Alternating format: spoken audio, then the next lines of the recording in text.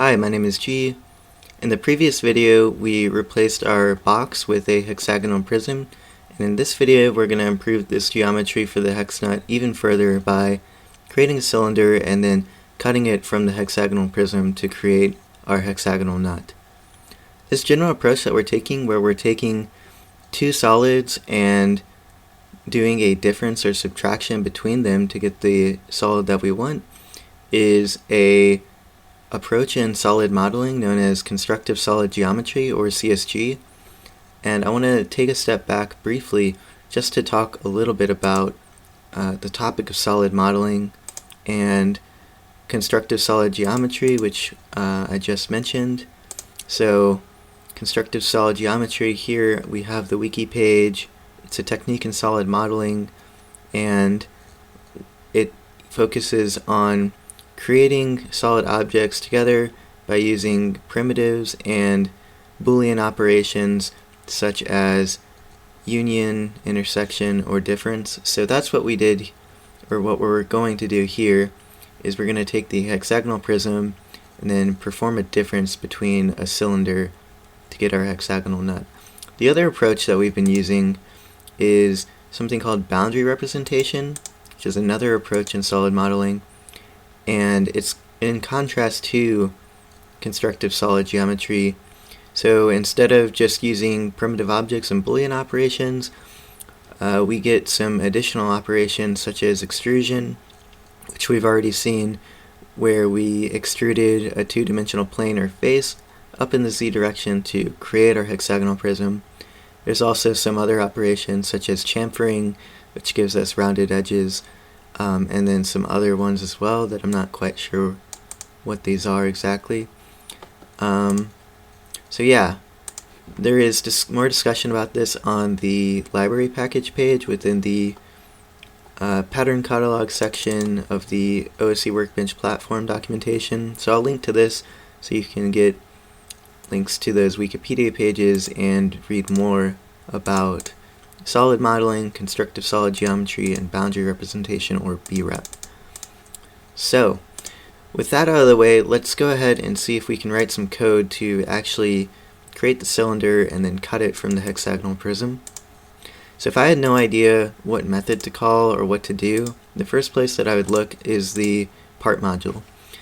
So I'm going to use that same trick that I showed you in the previous video, where we imported part into the Python console. If you don't have Python console checked, go to, or if you don't see it here, go to View, Panels, and make sure you have Python console checked.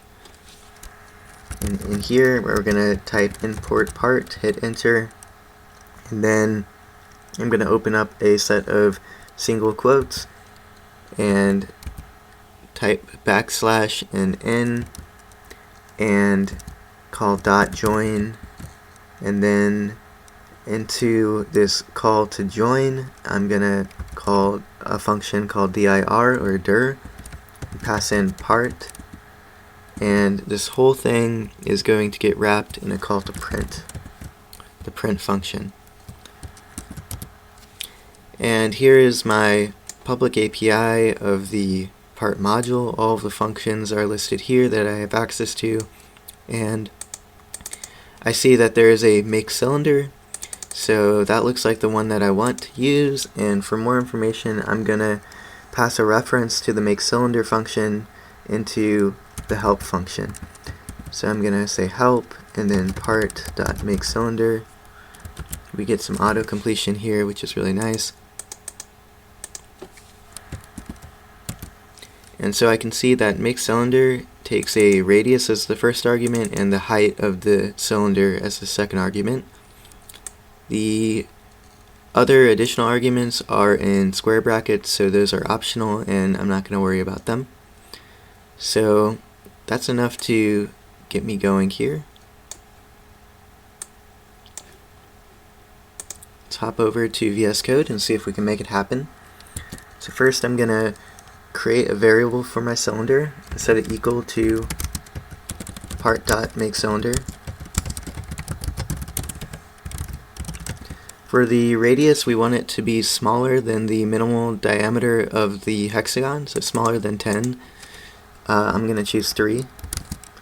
And for the height, we're going to need it to be the same height as the hexagonal prism, because when we perform a difference between the two, we want a clean hole. So set it to 4. Since these always should be the same value, I'm going to set that equal to a variable called height. Remember, if you select something in Visual Studio Code and you want to duplicate that selection, you can use Control D.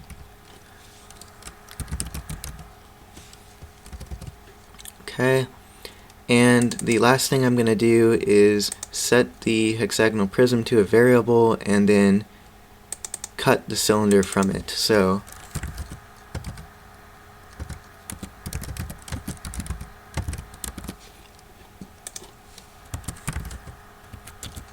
and I can do that by saying hexagonal prism.cut and then pass in the cylinder. And every time I make code changes, I'm going to have to close and restart FreeCAD. A little bit painful, but it is what it is. Select our OSE fastener workbench, click the hexagonal nut, and we have an error here. In add hex nut command, line 20. The reason is that I forgot to return here, so let's do that quickly.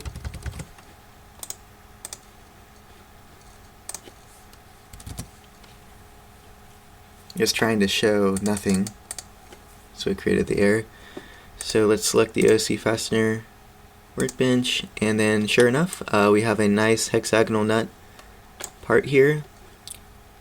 And in the next video, we're going to improve upon this even further. So we have a bunch of hard-coded numbers here, and ideally we'd like to make this a little bit more flexible, so that way the user's not always stuck to creating a hexagonal nut of this size.